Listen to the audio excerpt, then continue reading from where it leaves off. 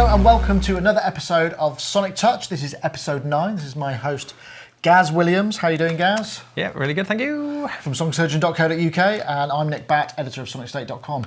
This week, obviously, we start really with the news that the iPad 3, or it's not iPad 3, is it? The new iPad is here, which is a bit of a rubbish name, actually.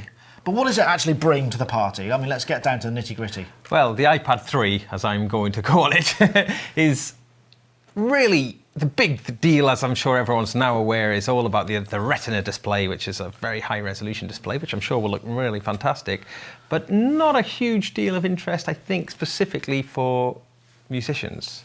Right, I mean, there is a bit of extra power in the A5X. A5X. Yeah. But one imagines that quite a lot of this is going to go towards running that big display. So unless we get access to the GPU for processing audio, there might not be all that much immediately to offer for the musician. Yes, because like the battery life has been increased by something like 70%, but it still only runs for 10 hours, which is very telling that a lot of the power is going to be needed for the new processing. Mind you, I wouldn't want to do a gig for 10 hours, so that's going to be more than enough for most people in terms of performance. Yes. So yeah, that's kind of good. Where the really big news comes is in the updates to the application. Now, Garageband has had a major update, and that's got all sorts of really interesting things, and we're going to look at that a little bit later. But first, we're going to talk about something also new, and this is something called Audiobus. Audiobus. Here is a screenshot that doesn't mean anything much at the moment, but essentially, what is Audiobus? Audiobus is a inter-application audio streaming technology that allows you to stream and record and filter and manipulate audio in real time between apps and between iOS devices, which is a bit of a holy grail. This is, I'm guessing, over Wi-Fi, right? Yes, over like an ad hoc network. If so two devices talking to each other wirelessly. But I think really the interest is especially so with the inter-app relationship. Now, just to clarify what that means is, imagine now we're running one app that we really like the sound of, and we want to sort of combine it with another app that we want to use as well. Well, this allows them to effectively talk to each other sort of in real time. Now, a good example of this could be Loopy, which incidentally is Loopy from A Tasty Pixel, one of the developers of Audiobus. Yep. And Loopy's a great loop station kind of affair, and it's so we could be running Loopy. We could also be running one of the synthesizers like Animoog or something, and then be able to sort of just bring the Animoog into the loop station via the Audiobus. So this does raise an awful lot of questions, however, and obviously it's still in development. I managed to catch up with Mike from A Tasty Pixel, and he told me a few bits and pieces and gave me some inside information. So what we have here is a screen capture that Mike sent me of the connection panel, which gives us an input, a filter and an output. And this is all going to be common to any of the Audiobus enabled devices. It's going to be a bit like an API, similar to audio copy paste, that allows application developers to sort of tap into these features and allow them to incorporate them into their own applications. One of the big questions was, what about audio latency, right? I asked Mike a few questions. Currently, Audiobus uses raw stereo 16-bit PCM. App-to-app latency on the same device will be close to 0. It's down to hardware buffer lengths. We're talking very low tens of milliseconds. And an ad hoc network between an iPhone and an iPad, Mike says he was getting about 60 milliseconds. Remember, this is audio. And if you're recording, you'd be using the audio timestamps to realign this audio back together again. And this is quite an exciting concept, really. I mean, we must stress that this is not available now. It's under development, but yes. Mike at A Tasty Pixel was very kind to sort of give us a little bit of insight as to what they were thinking. Yeah, but it is a very exciting development because, we've been playing around with these apps for a while now, and just sort of, on our DAWs, on our computers, we kind of take it that we can just run these third-party software plugins within the host. But there's not been anything quite like that on the iPad. So all these wonderful synthesizers will now, and other audio effects and various things, will be able to communicate with each other. So that's very exciting. So if you want to find out more, go to audiob.com .us, as in it spells Audiobus with a dot before the U and the S. And there's a FAQ there. You can sign up to a newsletter and keep posted. And that's going to be great for developers as well. So if you're a developer, probably should keep an eye on this because it's going to be pretty exciting. But really the biggest news in my opinion is Garageband. Garageband has had a major update at the same time. In fact, it's fairly big as well in size. I downloaded it this morning and it took ages.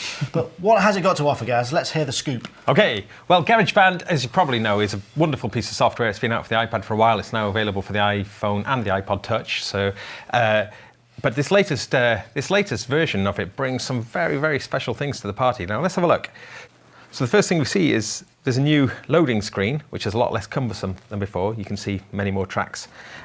We go to load a new song, and here there's a new control, use iCloud. This means that the new song will be available on your other devices, other iOS devices, should you have them. So we'll go new song.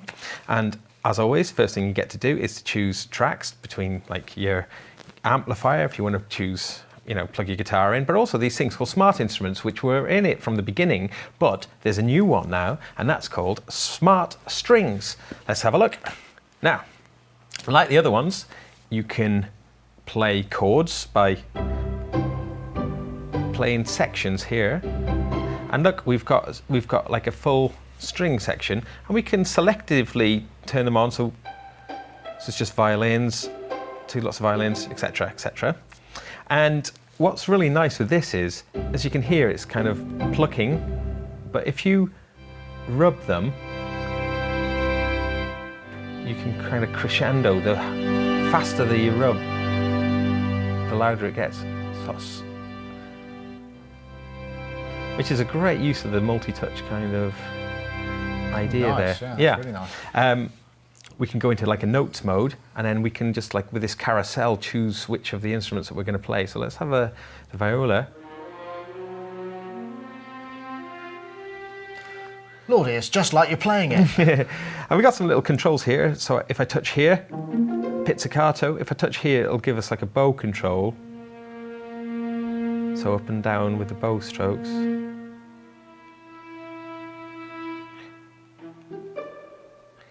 Really nice. Again, we can lock it down to a particular scale. So the scale then takes away the notes that are outside of the key that we're currently in. And now, if I was to sort of record then, let's just go back to like this. Oh, in fact, let's go back to the chords, and then I'm going to record a song. I'll get my count in.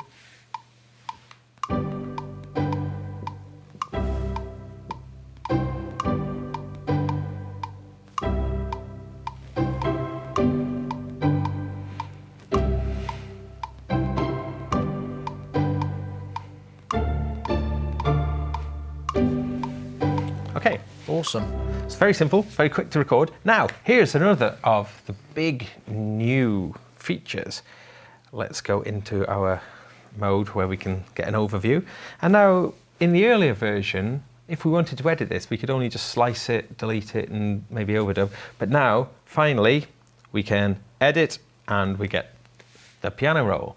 And this is a beautiful version of a piano roll. Very nice and easy to... Got a lot of Nano Studio about it. I think it's, yeah, I'm sure it's been influenced by the way Nano Studio works, because it feels nice. You can kind of move through it like so. If I was to, very responsive, tap on a note, I can then do different editing functions, including articulation there. So I can make individual notes have, like in this case, pizzicato, staccato, or legato, which is nice to see. Velocity. Now, with velocity selected, any note that I touch will have the velocity controls above it. Also, I can drag a selection, and if I wanted to change the velocity, that will change it across all those notes. So now this is a very nice editor indeed, and we can, as I say, I can move through it nice and fast, and the editing, if I wanted to move notes, delete notes or so, I can tap a note, I can just drag it out here if I wanted to move its position. Very intuitive, you just kind of understand that instantly, really. Okay. Oh, also, just one last thing there. If I wanted to add new notes, you just tap whilst holding this control, and I can add some notes in. Or I could slide that on, and then it's like so. Let's just take those off. Right. Okay. So if that's not enough, the killer feature is this jamming function now. I tap on the musical note here and it says jam session. Now, if I create a jam session, basically other iOS devices that are within the Bluetooth range can join in the jam. Wait a minute, so that means I happen to have an iPad here as well. That means we can actually all join in and you can control the session, right? Yes, and that works in a really cool way. The person who starts the jam is called the Bandleader. So I can see here the Bandleader control is turned on. So I get control of like the key, the tempo, and importantly, this function at the bottom here, auto collect recordings. And what that does is essentially what?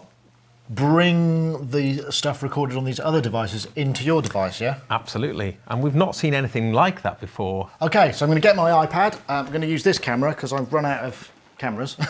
Here's my session, it's running. If you can see when it catches focus, there's a little note icon here.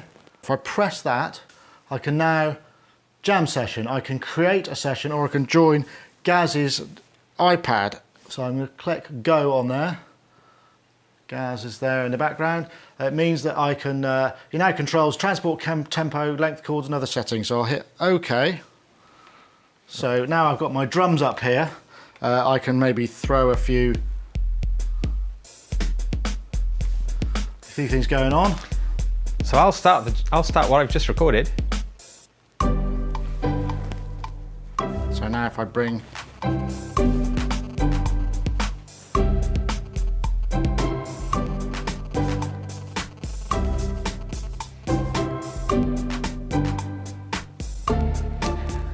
and of course I can play over the top at the same time.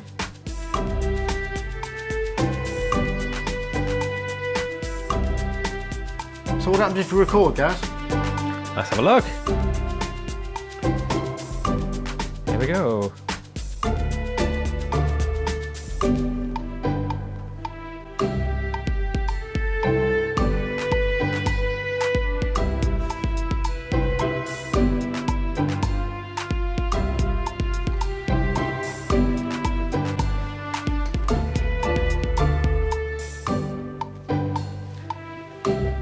So now if I press stop, let's see what happens. Collecting recordings from other players.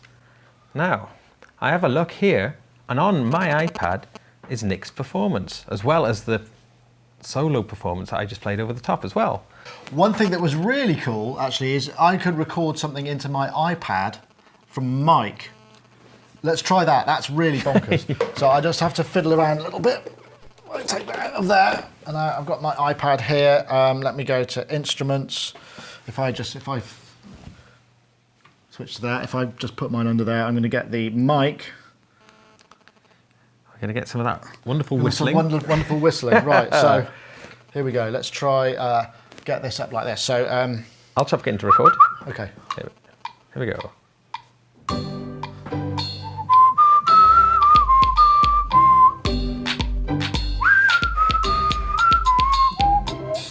Okay, better stop while we're ahead.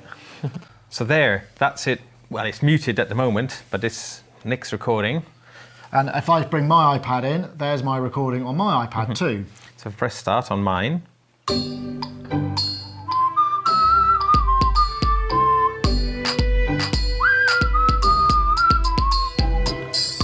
Okay. That's actually mind-boggling. Yeah. To my mind, I mean, what that means is basically that I can join a jam session on my iPad and play a bunch of stuff. I don't know, is there a limitation to the number of tracks that we can have on this? Well, Garageband on the iPad is an 8-track sequencer. But there is a new function, which is a merge recordings, which is effectively like a bounce down. Right? A bounce down. If I bring my iPhone into the fray, I can join the session. So now, Have them all together. we have 3 things in the session. So let's start that. Okay, so start the track.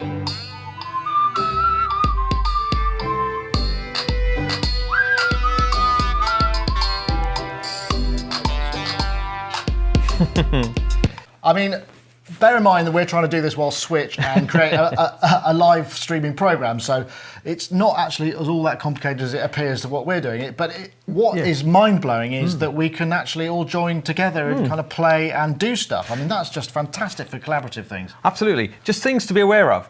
The Bandleader needs to have this open, this little window open for anyone to join in. If that's closed, then the session is kind of closed for new members. So as soon as that's open, it's effectively open for other people to join in. Yeah, I mean, this is incredibly powerful stuff. And when me and Gaz were trying to get this to work pre-show, it was just, it's like, wow, this is really mind-blowing. And I have to say, it's one of the most exciting developments for a long time. Oh, it's wonderful. I mean, remember, these smart instruments that we're playing with, they're really good.